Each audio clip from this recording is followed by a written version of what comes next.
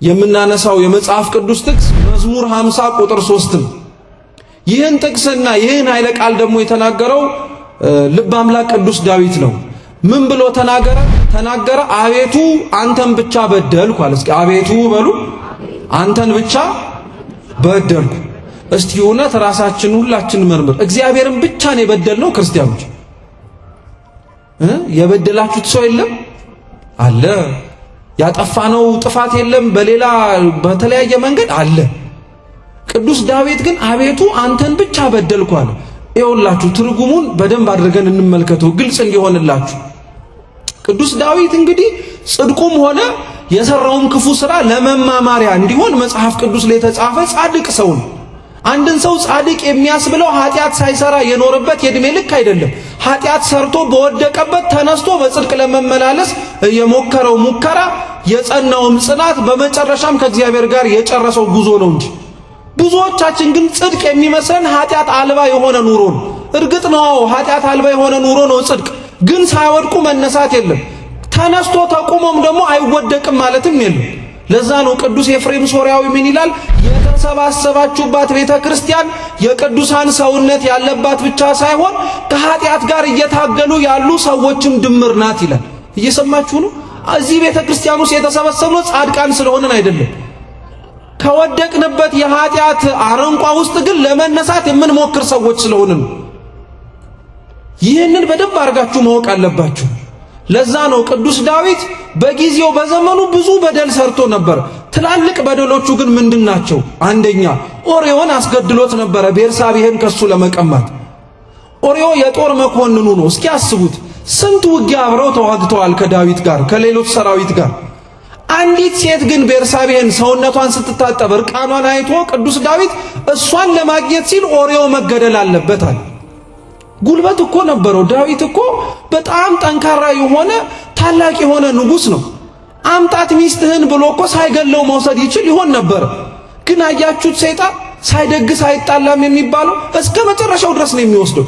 ልክ መንፈስ ቅዱስ ጽድቅ ሲያሰራ አስጀምሮ እንደማያስቆመው ሰይጣንም ኃጢአት ካስጀመረ አነካክቶ ያስቆመው። በደንብ እንዲጨማልቅ ነው የሰው ልጅን የሚያደርገው። ስለዚህ ዝሙት መስራቱ ሳያንሰው ሰው እንዲገድልም ጭምር ገፋፋ። ኦርዮ ሰልፉ በበረታበት ቦታ ጥላችሁት ወደ ኋላ ሂዱ አለ።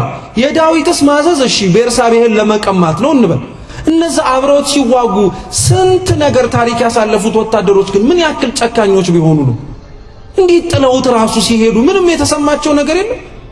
አንዳንድ ሰው ኃጢአት ለማሰራት ይሄን ያክል ክፉ ነው ማለት ነው። አያችሁ፣ የሰልፉ የበረታበት ማለት ኃጢአት የበረታበት ቦታ ላይ አብሮ የዘምትና ጥሎ የሚሄድ ሰው አለ። የራሱ ጉዳይ እንግዲህ ገብቶበታል ሊወጣው ብሎ ማለት ነው። ለዛ እኮ ነው ብዙ ሰው እኛ ኃጢአት ውስጥ አስገብተናቸው እኛ ወደ ኋላ ስናፈገፍግ እነሱ ግን የቀሩ ሰዎች አሉ። እኛ አሁን እየተመጻደቅን በጽድቅ ሕይወት አለን እያለን ግን እኛ ኃጢአት ውስጥ የከተትነው ስንት ሰው አለ። ክፉ አሰርተነው ከዛ ክፉ መውጣት ከብዶት ሕይወቱ ግራ የገባው ስንት ሰው አለ። ዳዊት የኦርዮን ገደለ፣ ሚስቱን ቀማ፣ ይሄንን በደል ፈጸመ። እግዚአብሔር አምላክ ከቤርሳቤህ ልጅ ቢወልድም ወዲያውኑ ልጁ ደግሞ እንዲሞትበት አደረገ። ቅጣት እንደሆነ እንዲያውቀው ነው አንደኛ። ዳዊትን ስለዚህ ስትመለከቱት አሁን መዝሙር 50 ላይ እንዳለው እርሱን እግዚአብሔርን ብቻ ነው የበደለው ነው አይደለም? ኦርዮን በድሎታል አልበደለውም? መልሱ እንጂ። ቤርሳቤህንስ በድሏታል አልበደላትም? እንደው ፈልጋ ብትመጣም እኮ የቀደመው ባሏን ሲሞትባት እንኳን ትንሽ አይሰማትም እንዴ? አንተን ብቻ በደልኩኝ ግን አለ ቅዱስ ዳዊት። ኦርዮንም ያስገደልኩትም ቤርሳቤህንም የቀማሁትም ስለማላስተውልና ለጊዜው እግዚአብሔርን መፍራት ስላቆምኩኝ ነው። አንተን መተላለፍ ስጀምር ነው ሰው መተላለፍ የጀመርኩት እያለ ነው።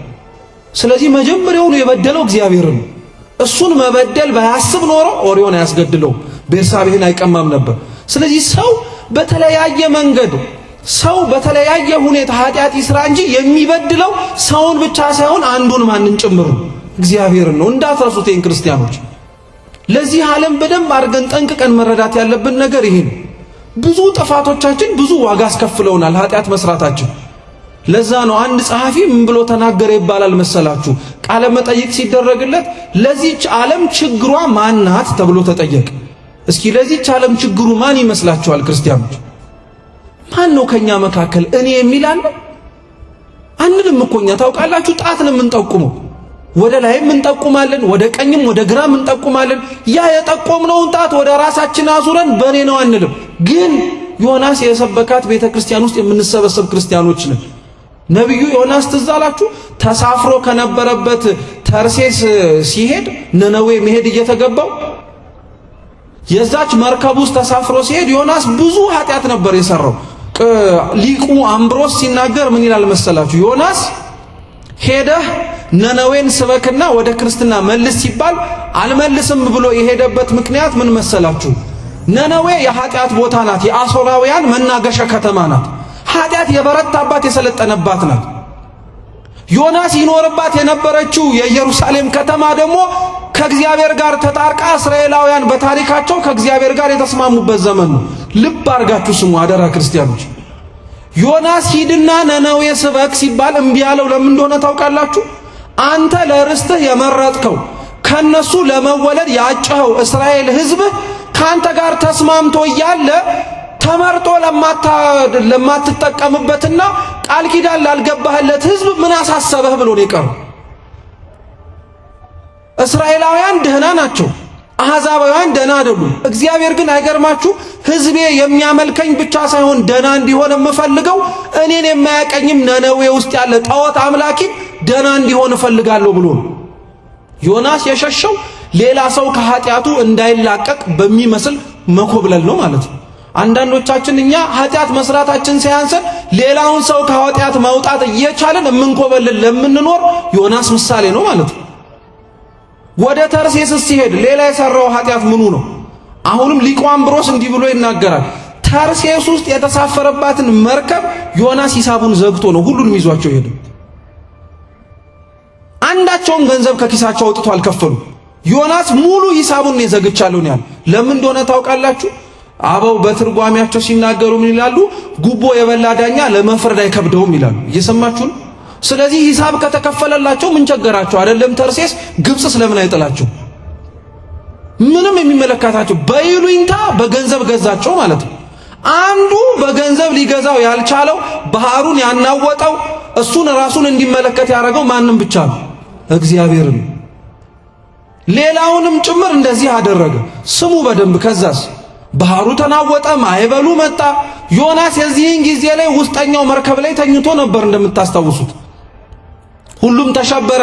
ዕቃውን ጥሎ ለማቃለል የሞከረ አለ። ለሚያመልከው ጣዖት በሙሉ ሲጮህ የነበረ ምንም መፍትሄ ጠብ ሊል አልቻለም። ኋላ ማን አለ ብለው ውስጥ ቢዞሩ ዮናስ አገር ሰላም ብሎ ተኝቶ ተቀሰቀሰ። እንዴት ያለ ነገር ነው? እንዴት ብለህስ ልትተኛ ትችላለህ? አንተ ወደ አምላክህ ወደ እግዚአብሔር ጩህ እስኪ ያድነን ከሆነ አሉት። ዮናስ እንዴት የእውነተኛ ሰው እንደሆነ የምታውቁት ለመዘበት እንኳን አልጸለየም ቆሞ። አንዳንድ ሰው ራሱ እንዳጠፋ እያወቀ እኔ ነኝ በደለኛው ከማለት ይልቅ ሌላውንም በደለኛ እንዲሆን እንዲሰማው አድርጎ ተሰብስበን እንጸልይ ይላል። ዮናስ እንደዛ አላደረገም። በግልጽ አማርኛ እኔ ነኝ ያጠፋሁታል። እኔን ወደ ማዕበሉ ስትጥሉኝ ሁሉም ነገር ሰላም ይሆናል። እውነትም ወደ ማዕበሉ አንስተው ሲጥሉት ሁሉም ነገር ሰላም ሆነ። አሁን ሀገር፣ ቤተክርስቲያን፣ ወገን፣ ዘመድ ሁሉም የሚበጠበጥበት ዘመን ላይ ማን ነው ከኛ መካከል እኔ ነኝ ኃጢአት የሰራሁት ብሎ የሚናገር? ይሄ ነገር ለመሆኑ እኔ ነኝ ተጠያቂ የሚል ሰው አለ? አንዳችንም አንልም እኮ። ሁላችንም ጣት መጠቆም ነው የምንፈልገው። ኃጢአት አያችሁት ክፋቱን? ራሳችንን እንድናይ አያደርገንም። ሁሌም የሆነ ሰው እንድንመለከት፣ ሁሌም የሆነ ሰው እንድናይ ብቻ ነው የሚያደርገን ማለት ነው። ስለዚህ አሁን ደግሜ ልጠይቃችሁ፣ ራሳችንን እንጠይቅ። ለዚህ ዓለም ለሆነው ሁሉ ችግሩና ተጠያቂው ማን ነው? እኛ አትበሉ እንጂ ስለሌላው ኃጢአት ምን ታውቃላችሁ? ኧረ ተው። እኔ እስኪ በሉ እኔ ነኝ የሚባል እኛማ ይባላል። ሌላውን ጠቅልላችሁ የጠራችሁት እሱ ስለ ጽድቅ ብሎ ደግሞ አገርን ማር ቤተክርስቲያንን ምህረት አውርድ እያለ እያለቀሰስ ቢሆን ማን ነው ኃጢአተኛ ሲባል እኛ ሳይሆን ማለት ያለብን መጀመሪያ ማን ነው? እኔ ነኝ ጥፋተኛው። ይሄ ሁሉ የሆነው በእኔ ነው። ይሄ ሁሉ ያጠፋሁት በእኔ ነው። እንደዛ ማለት ስንጀምር ሁላችንም እኔ ማለት ስንጀምር እኛ ስንባል ቅር አይለን። አሁን ከኛ መካከል እኮ እኔ ማለት የሚከብደው ሰው አለ። እኔ በሰላም ሀገር እየቆረብኩ የኖርኩኝ ሰው ነኝ እናቴ። ማንም ላጠፋው ጥፋት እኔ ነኝ አልልም የሚል ሰው እኮ አለ። ስለዚህ ሁላችንም ማን ያጠፋው ጥፋት ማን ነው ለዚህ ሁሉ ተጠያቂ ሲባል እኔ ነኝ ብለን መናገር መቻል አለብን። በስመ አብ ወወልድ ወመንፈስ ቅዱስ አሐዱ አምላክ